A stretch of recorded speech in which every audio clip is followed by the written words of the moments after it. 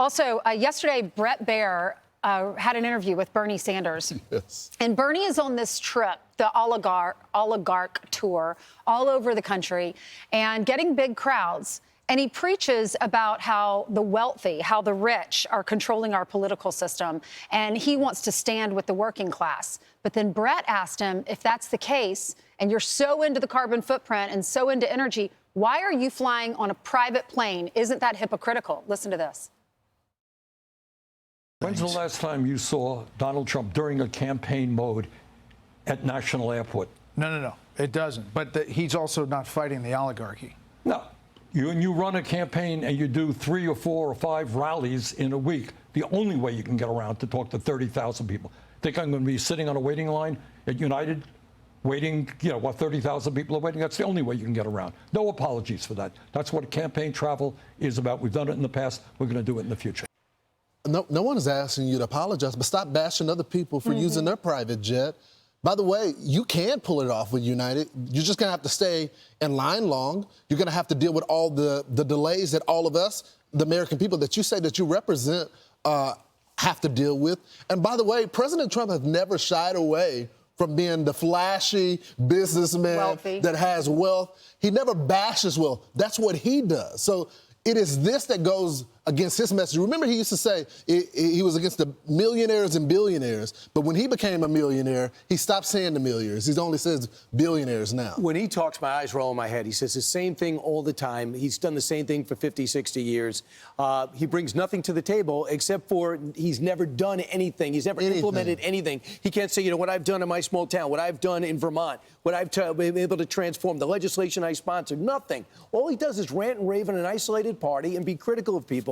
Also, he points out rich people. If you look at Jeff Bezos, he was rich because he took tremendous risks to start Amazon. Because you're rich, it doesn't mean you're bad. In fact, success leaves clues. Most billionaires in this country are first-generation billionaires. They provide opportunity. And hey, if you're concerned about your carbon footprint like every other Democrat, you were for that Inflation Reduction with new Green Deal that was passed. If you're concerned about that and you want us all in electric cars, then why are you flying to 5 places? Go to 2 places and take a plane or a bus or a Prius. But this is socialism for you. Exactly. This is socialism, though.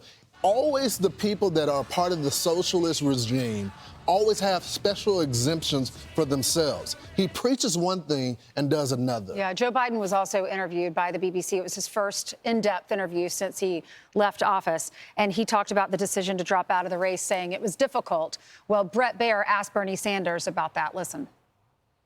Should President Biden have gotten out of that race earlier?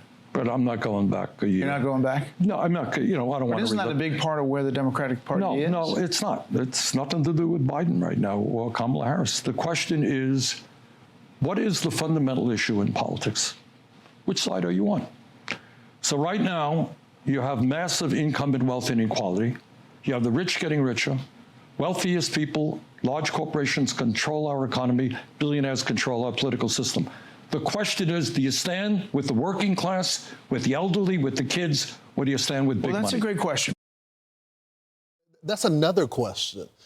This is not going back because you guys haven't been honest about what took place during the Biden administration, and you guys covered up for him. And so now that we want to get to the truth of the matter, you guys just want to move on. The American people are tired of that. Every time you have a scandal, we just have to move on. We were right, and we get demonized at the time, and then history goes by. Russia, COVID, Hunter Biden laptop. I mean, it's Biden's mental decay. We were called conspiracy theorists, and now the record has come out, and you guys say, oh, we're moving on. We're on to the next topic. We're tired of that. Yeah, I know. I hear you. I wish I could dispute anything you said. It's good that he comes on our channel and says his views. But I don't think anyone's listening. No one on the left thinks he's the future of the party. Nobody on the left thinks the future of the country is socialism. And he and AOC represent socialism. There's a lot of socialists who like seeing Bernie Sanders not comb his hair and speak for 30 minutes. But you're right. It's the same old song. We've been hearing the same message for years and years and years, and it never works for the Democrats. I'm Steve Doocy. I'm Brian Kilmeade. And I'm Ainsley Earhart. And click here to subscribe to the Fox News YouTube page to catch our hottest interviews and most compelling analysis.